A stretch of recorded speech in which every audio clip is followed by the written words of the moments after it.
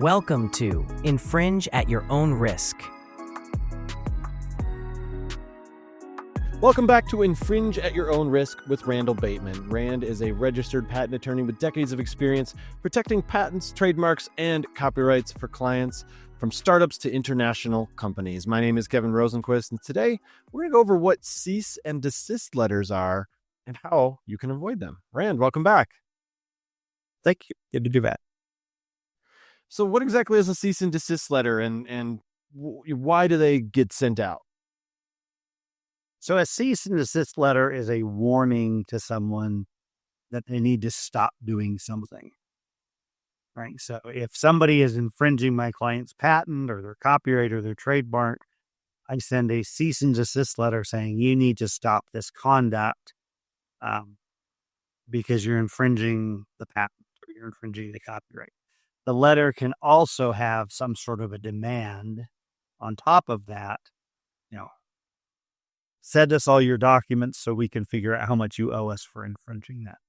But a cease and desist letter is not anything from the court. It's from another attorney.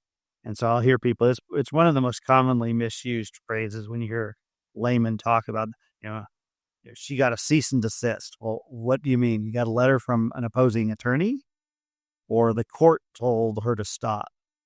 Right? If a court told her to stop, that's either a temporary restraining order or an injunction. And that has consequences. If you violate those, judges get upset and they could even put you in jail if they find contempt. But a cease and desist letter is just a letter to another party telling them you need to stop this conduct.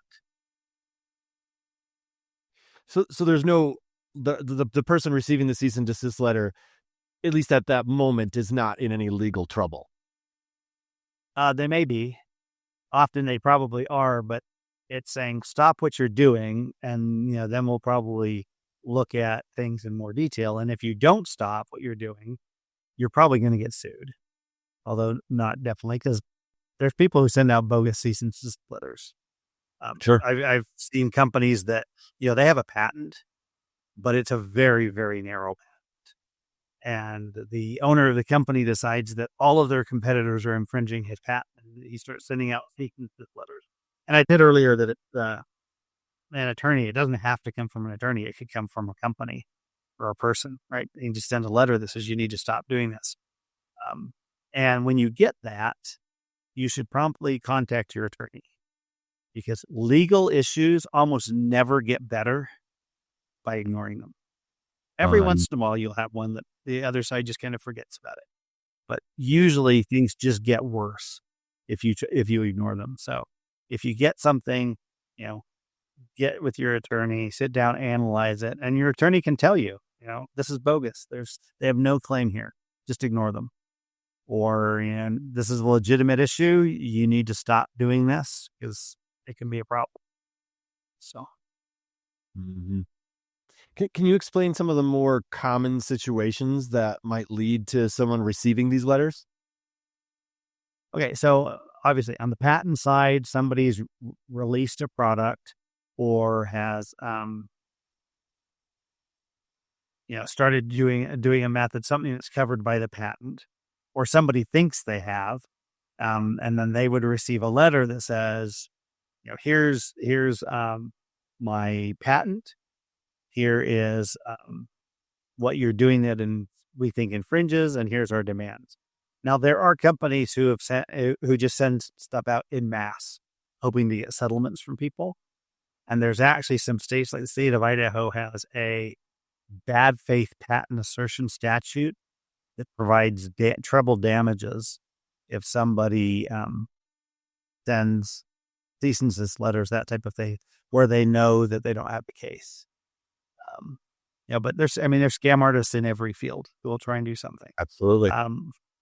For copyright infringement, you may get a letter that there's an image on your website that someone owns a copyright to, and then you need to A, take it down, B, you need to compensate them. One important thing, if you do get a cease and desist letter, it's very important that you don't just like take it down, right? If it's something on a website or something, you need to keep a copy of what it was, right? Give that to your attorney, then take it down.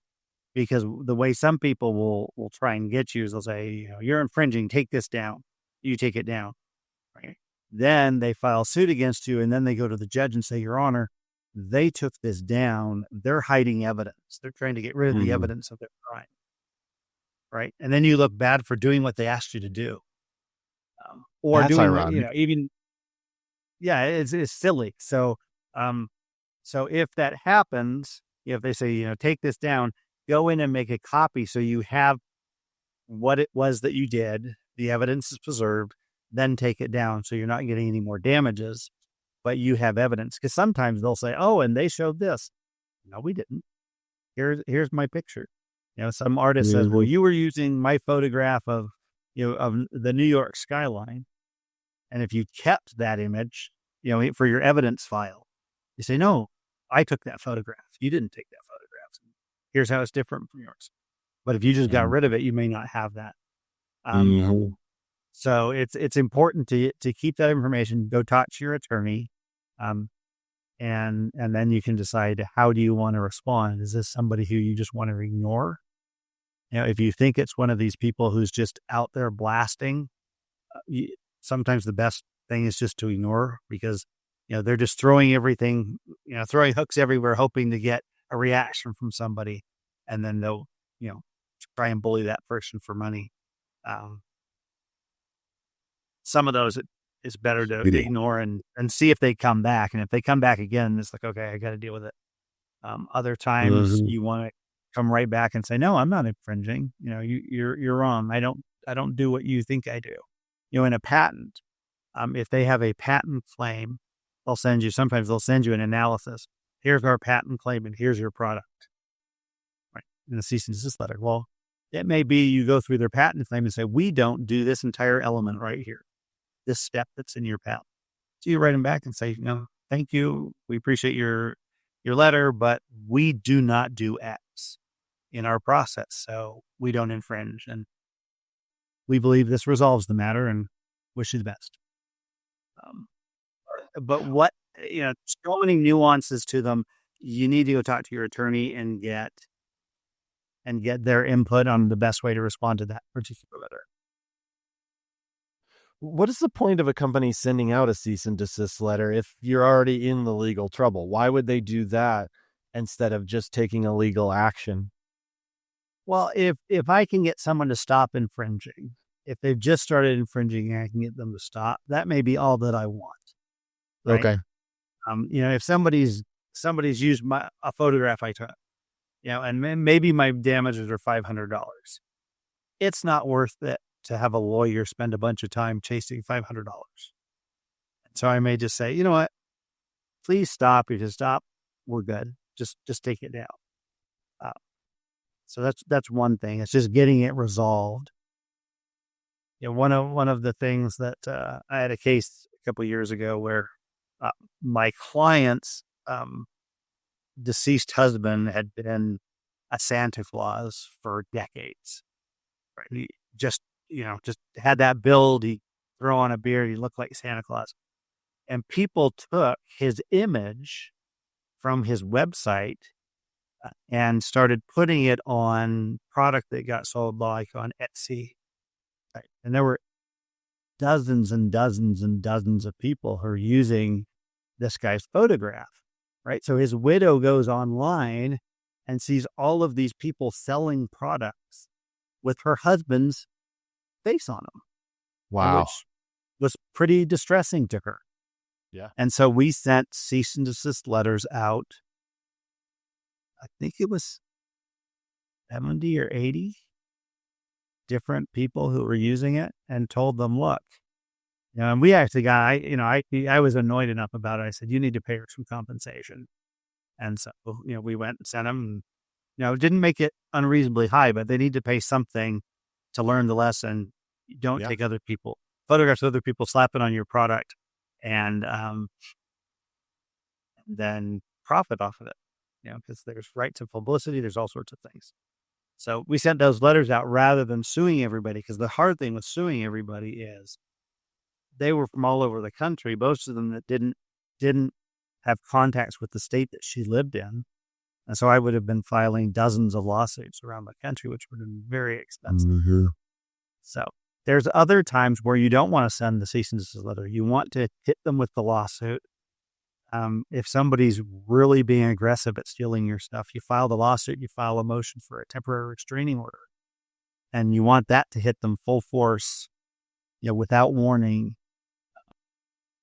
So they get it. And within, a week, they're in court having to explain to the judge why they're ripping off your client. So it's a balancing act based on what the facts are of a particular case, whether you send a cease and desist letter, whether you just sue, whether you ignore it. One of the important things is to appreciate that the impact that a cease and desist letter can have. There's a phenomenon called the Streisand Effect, which is sometimes you make a problem worse by bringing attention to it.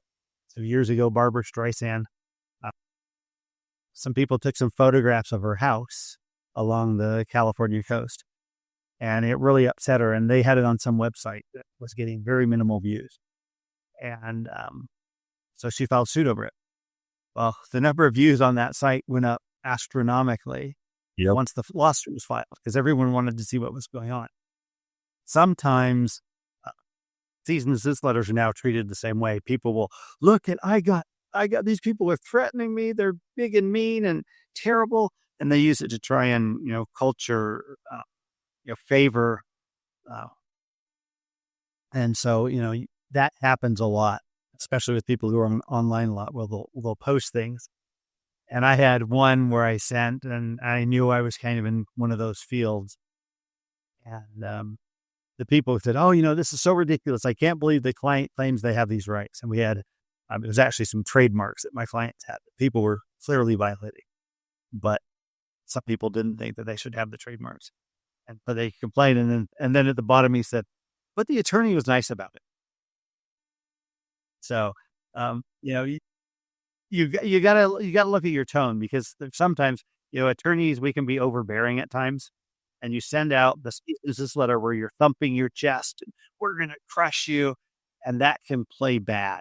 If that gets put on, it gets people hostile to your company, because they say, wow, their attorney's a jerk.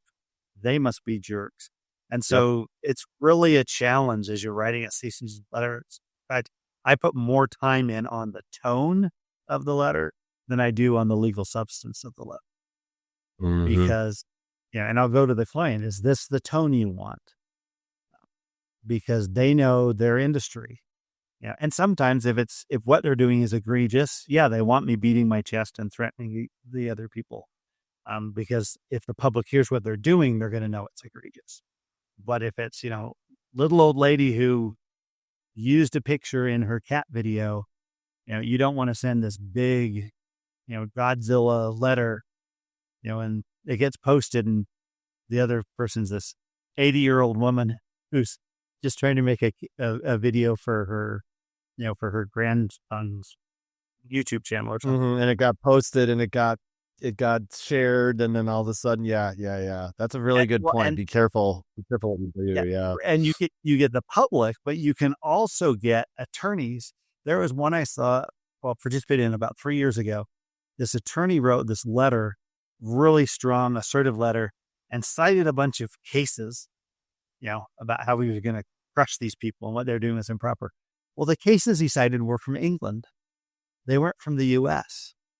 And England does not have the same free speech rights that we do. And under this particular thing, what the person did was clearly covered by the First Amendment.